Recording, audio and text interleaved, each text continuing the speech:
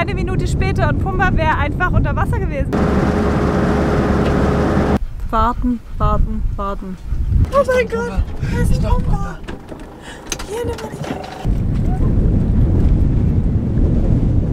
Oh Gott, was eine Horrorstrecke bis zum Mauretanischen Insel.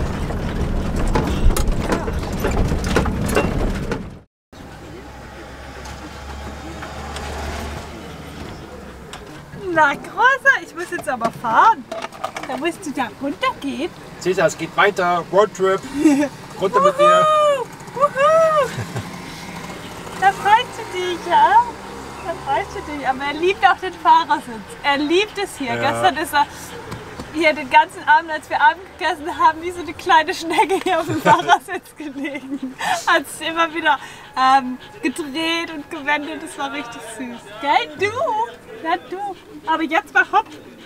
In Marokko sind gerade noch Feiertage. Am Sonntag war nämlich das große Opferfest.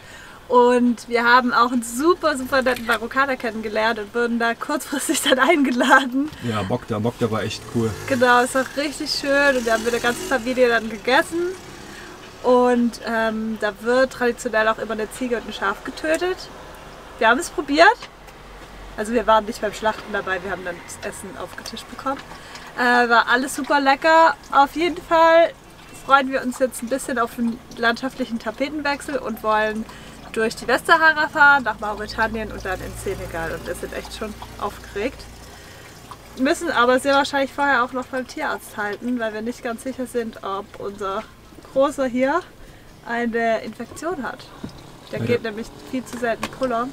Ja, manchmal nur einmal am Tag in 24 Stunden und das ist echt wenig. Und dann, wenn er kann, sieht es auch so aus, als ob er Schmerzen hat dabei. Wissen wir nicht ganz. Aber er gibt halt keine Laute von sich. Es ist halt mega schwierig, das irgendwie einzuordnen. Ja. Deswegen lieber abchecken lassen. Ja. Lieber einmal zu viel gucken, als aber zu wenig. Ja. Gell? So, let's hit the road again. Boop, boop.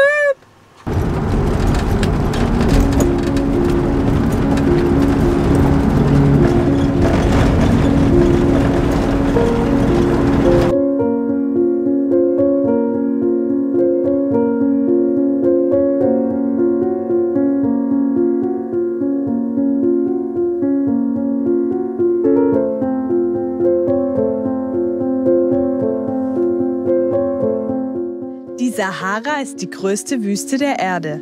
Sie liegt im Norden Afrikas und erstreckt sich vom Atlantik im Westen über mehr als 6000 Kilometern bis zum Roten Meer im Osten.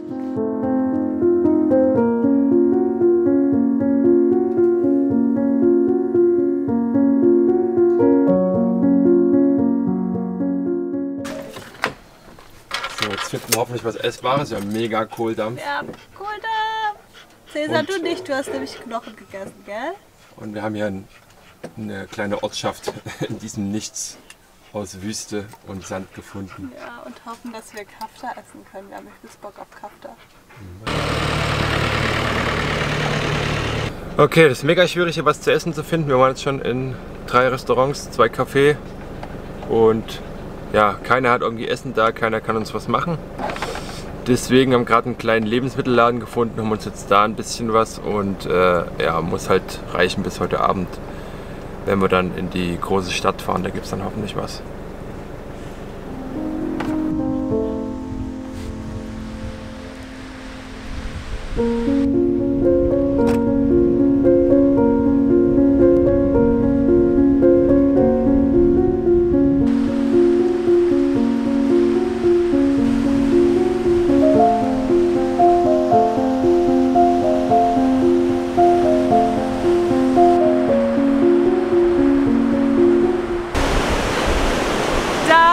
Passagierschiff Aramas ist 2008 hier auf Grund gelaufen. Es kam von Fuerteventura und hatte jede Menge Autos und Leute beladen.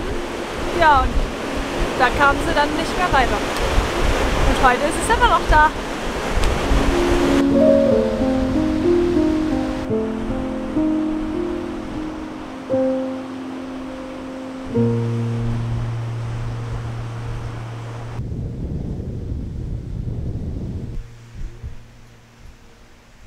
Kleiner Chiller auf jeden Fall.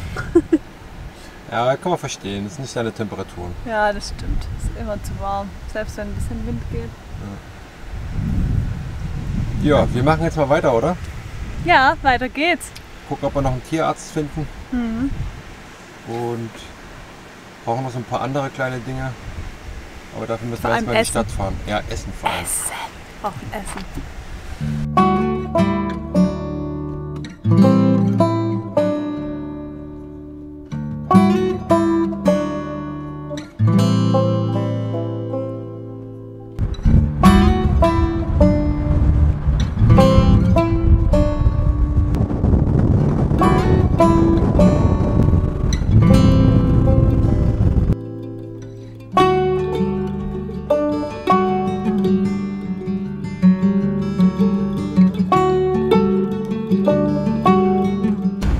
Das ist ganz schön schwierig hier mit Caesar, weil natürlich überall der Müll rumliegt und überall die Essensreste rausgeschmissen werden. Aber ganz oft damit auch Hunde hier vergiftet werden und wir wissen natürlich nicht, wann ist es vergiftet, wann nicht. Und ja, wir müssen ihnen immer wieder Essen aus dem Maul nehmen. Ist halt ein Straßenhund, ne? Der ist es halt gewohnt, sich so zu ernähren.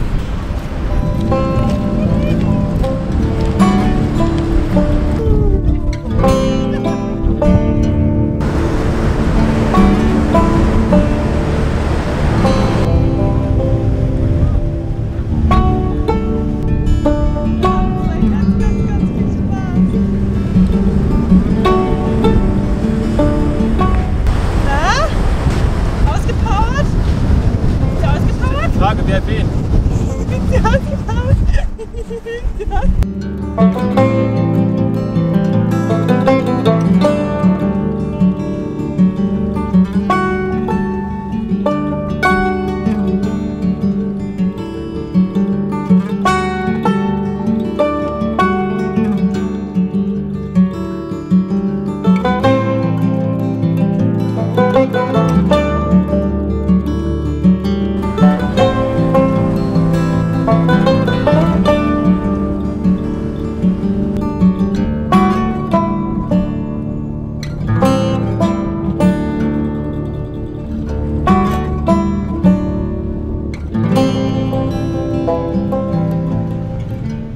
Guten Morgen, ihr Lieben!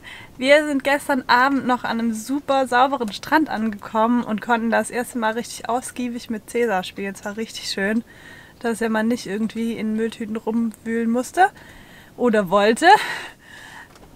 Und heute fahren wir weiter nach Dakhla. Wir haben eine ewig lange Autofahrt vor uns, also mindestens 6 Stunden sind wir unterwegs und haben dann heute Abend auch einen Termin bei einer Tierärztin, mit der war ich gestern Abend noch in Kontakt. Und sind da auf jeden Fall beruhigt, dass wir heute mal noch vorbeigehen können und sie Caesar sich einfach mal anguckt. Genau, los geht's!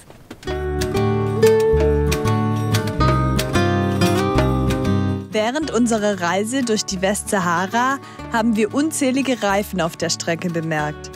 Irgendwie war es ein ziemlich mulmiges Gefühl, über mehrere Stunden all diese geplatzten Reifen am Straßenrand liegen zu sehen.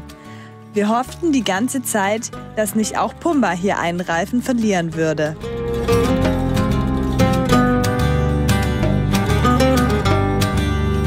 Marco macht die Gegend hier gerade ziemlich depressiv.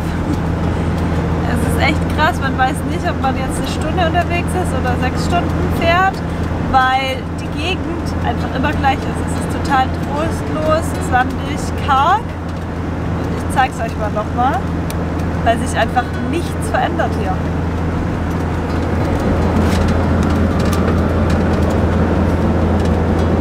Genau so sieht es schon seit Stunden aus. Es geht immer nur geradeaus und es verändert sich nichts. It drives me crazy.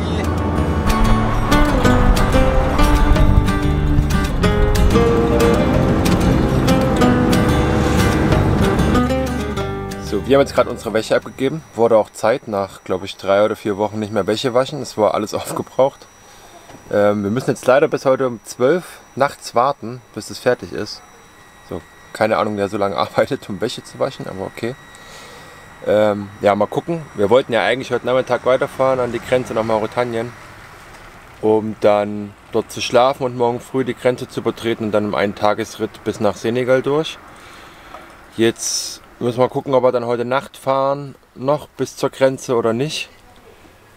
Auf jeden Fall haben wir jetzt noch den ganzen Tag Zeit hier in Dakhla und werden noch so ein paar Dinge erledigen. Wir müssen auf jeden Fall für Cäsar noch so einen Trichter finden, weil wir haben ja gestern Antibiotika für ihn gekauft, weil er hat eine Infektion und er darf sich halt dann nicht mehr an seinem Penis lecken und das macht er aber die ganze Zeit. Und da wir aber wollen, dass die Infektion natürlich schnell weggeht, weil wenn er pullert, merken wir schon, dass er, glaube ich, Schmerzen hat, müssen wir uns halt so einen Trichter besorgen. Dann Wasser auffüllen, das ist auch immer schwieriger geworden in letzter Zeit hier, irgendwie noch Brunnen zu finden oder irgendwas Funktionierendes. Darum müssen wir uns kümmern und Internet noch kündigen hier, was auch merkwürdig ist, weil es wie eine Art Prepaid ist, aber trotzdem muss man es kündigen. Und ja, dann noch einkaufen für die Reise durch Mauretanien, dass wir da auf jeden Fall für 2-3 Tage versorgt sind, falls irgendwas sich ändert. Weil wir eigentlich in Mauretanien kein Geld abheben wollen, bzw. tauschen, sondern vorher voll tanken, dann hoffentlich in der Hauptstadt Nouakchott mit Karte zahlen können an der Tankstelle. Wir sind in Kontakt gewesen mit Dakhla Animal Rescue und die waren so lieb und haben gesagt, wir können das hier abholen, damit Cäsar sich nicht mehr leckt und damit versorgt ist. Und ich habe auch gemeint, wir können es leider nicht zurückbringen und sie meint, das ist kein Problem. Sie freut sich, wenn sie helfen konnte und wenn es ihm dann besser geht. Ja, ist richtig süß. Ich weiß, du findest es nicht cool, aber du musst es für eine Woche dann tragen, ab heute Abend. Okay, jetzt ist noch alles gut, weil du weißt ja nicht, was passiert.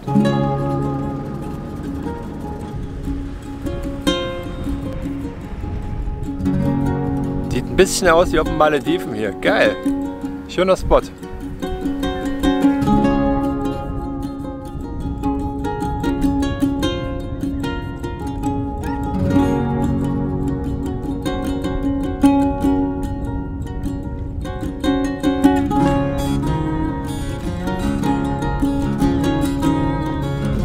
Die Flut ist gerade mit schnell gekommen. Die Kamera stand im Wasser. Meine Schuhe sind weggeschwommen. Und der Autoschlüssel. Oh, okay. Ein Schuh haben wir zurück. Und der Autoschlüssel, der ist wichtig. Oh, noch ein anderer Schuh. Ist das nicht da hinten? Nee. Ich hab nur was schwimmen sehen hier drüben. Und da bin ich da hingerannt und wirklich, der Schlüssel ist so auf dem Wasser getrieben. Und da schwimmt. Und? Oh Gott, wir haben mal wieder mehr Glück als Verstand, hä? Der schwimmt wirklich wie ein Boot. Guter Birkenstock, Leute. Kauft Birkenstocks.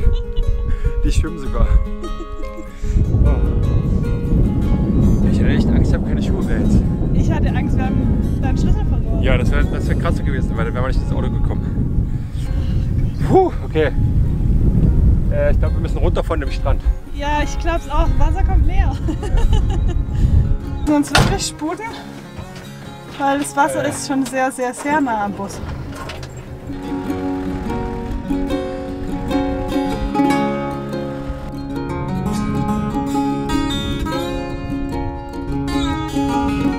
Wir haben so viel mehr Glück als Verstand.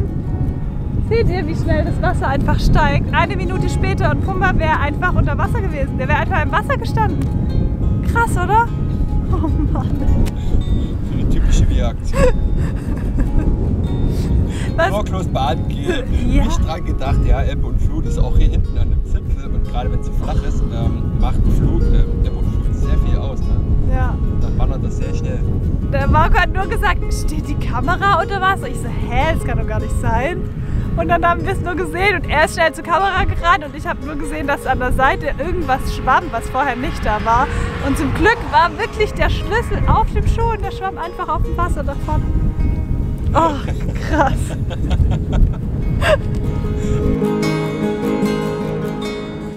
Wir haben gerade die Wäsche abgeholt und Tina ist gar nicht zufrieden. In unseren weißen Tops sind schwarze Striemen drin. Ja, richtig fette Striemen. Aber mein Lieblingstop auch noch. Ja. Und es fehlen auch so ein paar kleine Sachen. Ja. Naja, damit müssen wir leben. Wer weiß, was auf der Reise noch so wegkommt. Wir haben jetzt Dakhla verlassen. Wir stehen jetzt hier 30 Kilometer vor Dakhla am Meer. Und werden jetzt hier noch so ein paar wichtige Downloads tätigen. Offline-Karten, Formulare, was wir jetzt alles die nächsten Tage brauchen. Und ja, ich denke mal, wir werden dann nachher noch ein Stück weiterfahren, schon Richtung Grenze. Und morgen steht dann der große Part an von, ich glaube, knapp 1000 Kilometer sind es dann. Die wollen wir so schnell wie möglich hinter uns bringen. Ja.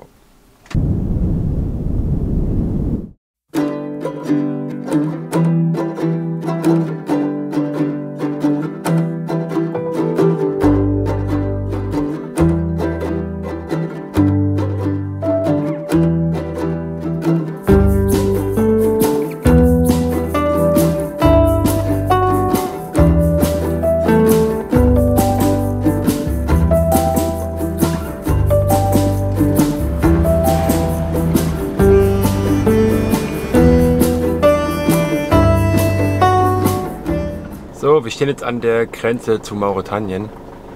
Jetzt müssen wir mal sehen, wie einfach wir da rüberkommen. Ob es irgendwelche Probleme gibt oder ob wir da schnell durchkommen und dann ja, die restlichen, wie viel haben wir noch? Knapp 700 Kilometer bis Senegal. Jo, drückt uns die Daumen. Hello, good morning. Sorry? Senegal. English? Yes. We are going to Senegal. Senegal. Yeah. That's good. Thank you. Thank you, have a nice day. Bye. Willkommen in Mauretanien. Die besten Straßen der Welt. Wir haben es geschafft, wir sind tatsächlich in Mauretanien. Wir haben jetzt an beiden Grenzen jeweils 1,5 bis 2 Stunden verbracht. Meine Aufgabe war die marokkanische Grenze und Marco hat sich um die mauretanische Grenze gekümmert. Ja, und wir wurden echt von einem Polizisten zum nächsten geschickt in Marokko, also bei der Ausreise in Marokko. Erst wurden wir gescannt und dann wurden wir kontrolliert, also das Auto kontrolliert. Und dann mussten wir wieder woanders hin, wurden dann wieder woanders hingeschickt. Dann kam raus, dass irgendein Stempel gefehlt hat, also mussten wir wieder zu einer anderen Stelle, um da wieder einen Stempel abzuholen. Und dann wieder von irgendjemand anders eine Unterschrift abzuholen. Die Pässe wurden an die 5 bis 6 Mal kontrolliert, bis wir dann endlich ausreisen konnten. Ich habe mich ein bisschen gefühlt wie in Deutschland auf irgendeinem Amt, wo wirklich ein Sachbearbeiter nicht weiß, was der andere gerade gemacht hat. Also ein absolutes drunter und drüber, weil einfach ja, niemand irgendwie wusste, was abgeht. In Mauretanien kam direkt am Anfang von der Grenze ja, so eine Art Guide, würde ich sagen, her. Ich dachte aber die ganze Zeit, es war ein Polizist. Also Marco hat mir erst später gesagt, dass es ein Guide war. Und Marcos Theorie ist auch, dass es wahrscheinlich so gewollt ist, weil einfach niemand dort Englisch kann. Also der Guide hat für uns übersetzt, er konnte Englisch und dadurch haben wir uns halt mit der Polizei verständigt und unterhalten. Aber es war absolutes drunter und drüber. Es lief irgendwie nichts ohne Geld zuschieben. Ich war teilweise im Auto mit Cäsar, aber Marco hat sich um die ganzen Angelegenheiten drinnen gekümmert. Und er hat auch gesagt, dass die Einheimischen halt ständig irgendwie Geld zugeschoben haben. Wir haben jetzt pro Person übrigens 55 € bezahlt. Hatten wir vorher auch im Internet so gelesen. Und dann mussten wir noch 10 € bezahlen für unser Fahrzeug, 21 € für eine Versicherung. Und dann wollte dieser Guide noch ursprünglich 25 € haben. Und hat da ewig lang diskutiert und wir haben ihm dann am Ende 10 € gegeben und auch gesagt, dass es enorm viel Geld für ihn ist. Und ja.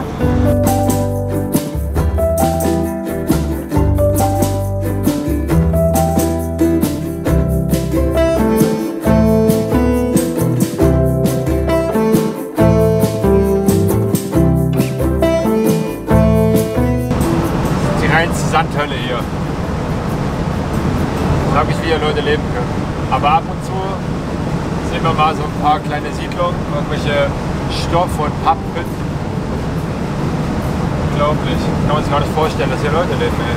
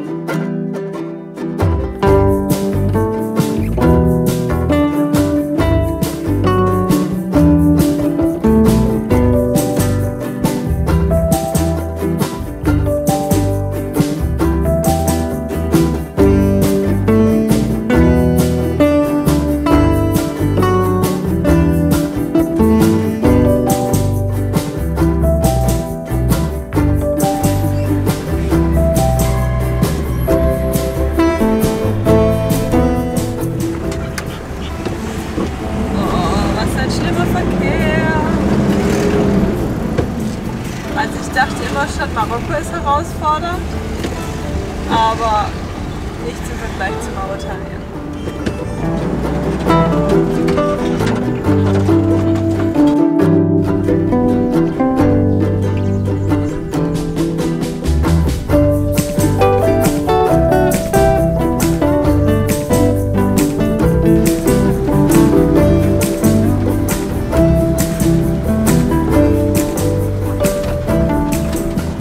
Guten Morgen, ihr Lieben! Wir sind jetzt noch ca. 40 Kilometer von der Grenze zum Senegal entfernt. Marco ist gestern Nacht noch bis um 2 gefahren und dann sind wir auf dieser übelsten Buckelpiste angekommen und haben hier übernachtet am Grenzfluss zwischen Mauretanien und Senegal, weil wir einfach total müde waren und diese Buckelpiste ganz schön anstrengend ist. Wir haben jetzt noch die letzten Kilometer einfach auf dieser Holperstraße, bis wir dann hoffentlich bald an der Grenze ankommen.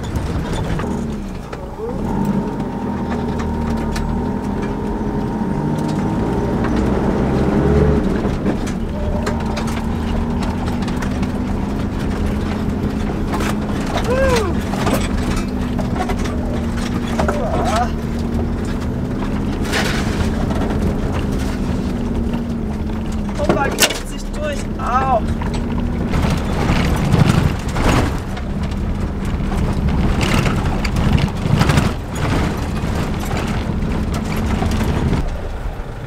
Hier war gerade ein Pumper, also ein Warzenschwein.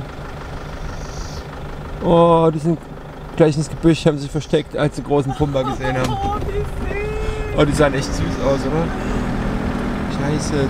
Ah, da läuft's da! Da ist der Pumper! Hallöchen! Wir haben auch einen Pumper bei uns. Er ist ein bisschen größer als wir. Aber ihr seid richtig süß. Blauen Pumper habt ihr noch nicht gesehen, ne?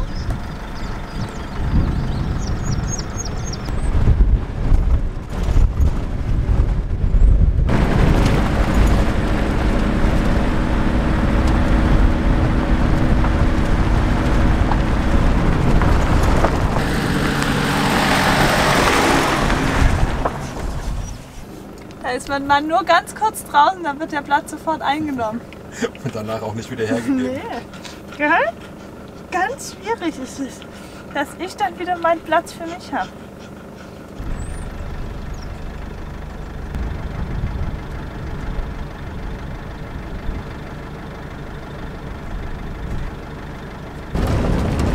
Haha, die Grinsenbacken.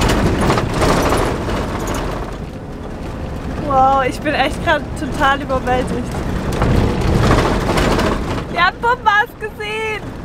In ihrer freien Wildbahn! Senegal, willkommen! Wuhu!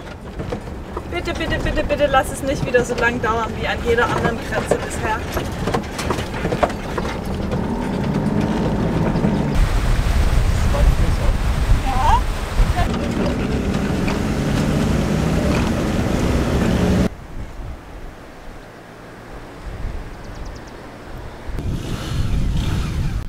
Bei uns ist gerade mal wieder Warten angesagt. Warten, warten, warten. Wir sind schon seit einer halben Ewigkeit in Senegal, also an der Grenze zu Senegal. Und müssen hier auf einen Mann warten, der uns ein Dokument aufstellt, damit wir mit dem Pumba durch den Senegal reisen dürfen. Und wir sind jetzt hier schon wie lang? Vielleicht 2 Stunden? Vor 2 Stunden sind wir in Senegal an der Grenze angekommen. Ja, und es hat sich bisher noch nichts getan. Also wir haben immerhin 2 Stempel in unserem Ausweis, dass wir eingereist sind. Aber ansonsten hat sich noch nichts getan.